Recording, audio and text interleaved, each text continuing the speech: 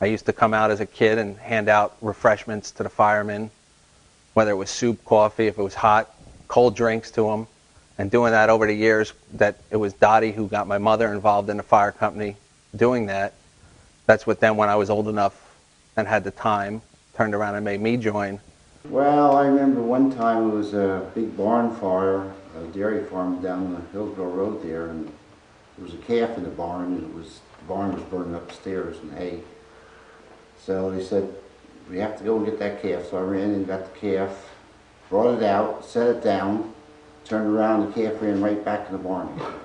Well, I'll tell you, that was a real fun year, 1999. We probably had a half a dozen meetings with the police department, OEM, and as we all know, nothing happened. My wife and I came to the New Year's Eve party, and I kind of just walked away at about 1 minute to 12, walked into the office.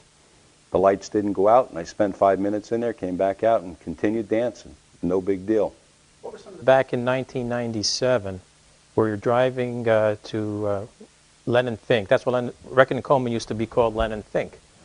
And it was a winter day, I believe, and we get to the scene, and it was a false alarm like many of our calls were, and somebody stopped by and said, hey, you'd lost your hose on Hillsborough Road. So we didn't believe it. Ed Kovacs was driving, and I was in the officer's seat. So I didn't believe it. I went in the back, and I looked at the truck, and the whole hose bed was empty. So I go to Eddie, and I say, Eddie, you can't believe it. The whole damn hose bed is gone. We dropped 1,200 feet of hose on Hillsborough Road. But that's really not the funny thing. The funny thing is that 3 days later, the whole thing happened all over again, except I was driving. So it's really a funny situation, how we dropped 1,200 feet of hose on the street in the same place just 3 days apart. The Etna gas plant fire, I mean, I responded there and I saw gas cylinders flying through the air, and it got my attention. I enjoy the Santa Claus runs, taking Santa Claus around in the fire trucks. We enjoy ourselves. We go out there, hand out the candy canes, make a lot of noise, and just to see the expression on the faces of the kids coming out for that Santa Claus. And you don't think it means that much, but you'll even get the phone calls wondering when it's going to be. We used to collect newspapers, and the guy from the fire company that was delivering the newspapers to the paper place flipped the paper trailer over on the corner of Millstone River Road and the Manville Causeway. He flipped that thing right over in the road.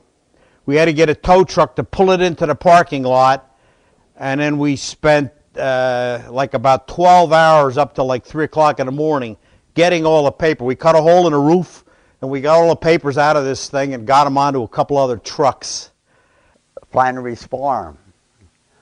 They had a fire, a barn fire, and they had quite a few hogs, pigs. We went out there to see what we can do. We went out there, and the pigs are squealing, and you couldn't get them out. We had to go in there with our boots in mud, and we're catching these hogs and throwing them out the fence. We lost a few, but we saved a lot. One of the projects that I was responsible for here was the demolition of our old firehouse. The original members had built that with their own sweat and backs. You know, I mean, they put a lot of hard work in that, and we had many a discussion about what we were going to do with that building, but it just became a maintenance problem for us.